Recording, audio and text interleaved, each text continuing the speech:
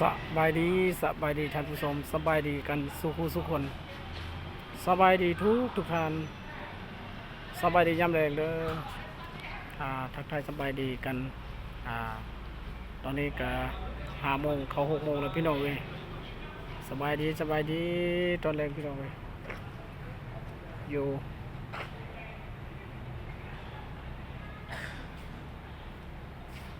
่เตะสองพี่น้องเอ้ยโรงแรมเซิงสางตั้งอยู่เมืองสีโคตรบองเนาะนครหลวงเวียงจันทน์พี่น้องเอ้ย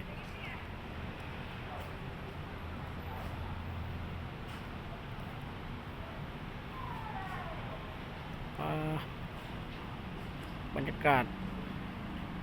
ยามแรงสิประมาณนี้บ่หนาวบ่ร้อนพี่น้องเอ้ยภาพบรรยากาศยามแรง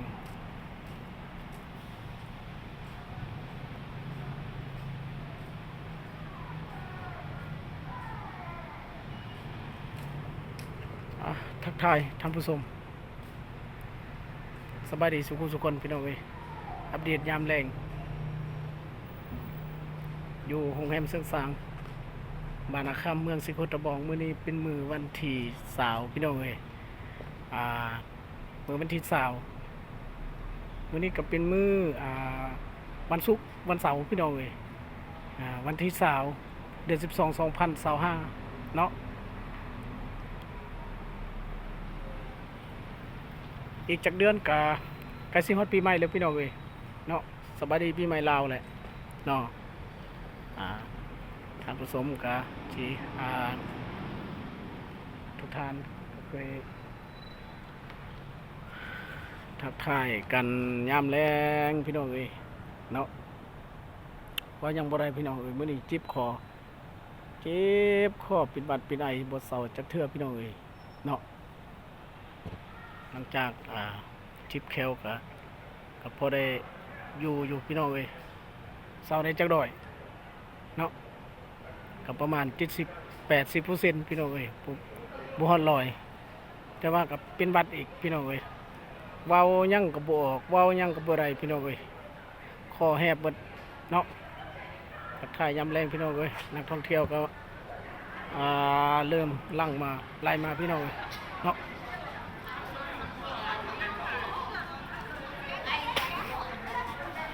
โอ้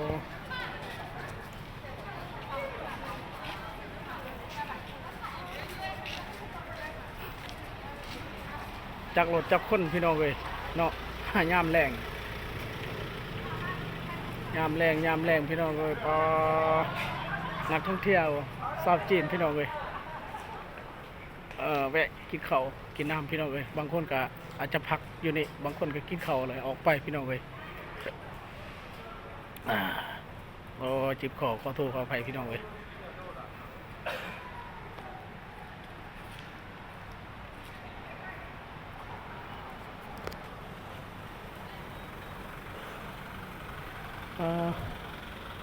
ปาลาโด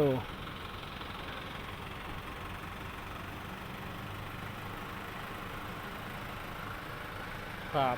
บรรยากาศยามแรงสวยงามพี่น้องเอ้ยรถก็เริ่มเข้ามาพี่น้องเอ้ยเพราะว่ายามแรงแหละ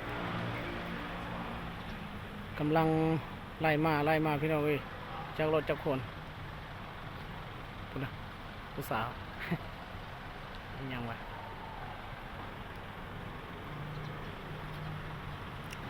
อัปเดตภาพบรรยากาศยามแรงอยู่บ้านนาคำเมืองสิโคตรบองนครหลวงเวียงจันทน์พี่น้องเอ้ยทักทายสบายดียามแรงอัปเดตข่าวพี่น้องเอ้ยเพราะว่าอัปเดตตวนบ่ได้มีปัญหาหน่อยหนึ่งพี่น้องเอ้ยมีปัญหาความจำเต็มสวยงาม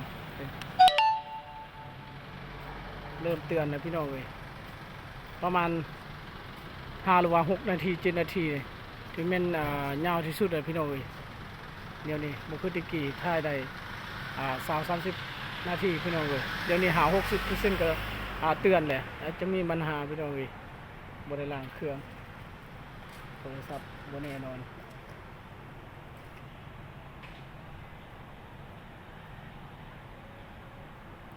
ถ้าว่าท่านใดที่เห็นคลิปนี้ก็ฝากกดไลค์กดแชร์พี่น้องเอ้ยกดติดตามที่สำคัญก็อย่าลืมฝาก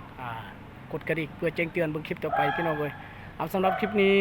ก็ปาเส้นเมืองสลัดน้อยก็ลาทุกท่านไปแล้วพี่น้องเอ้ยสำหรับคลิปหน้าพอกันใหม่คลิปนี้ลาไปแล้วอวยพรอวยใส่ให้ทุกท่านจงอยู่ดีมีแห้งพี่น้องเอ้ยอัปเดตภาพบรรยากาศยามแรงสบายดี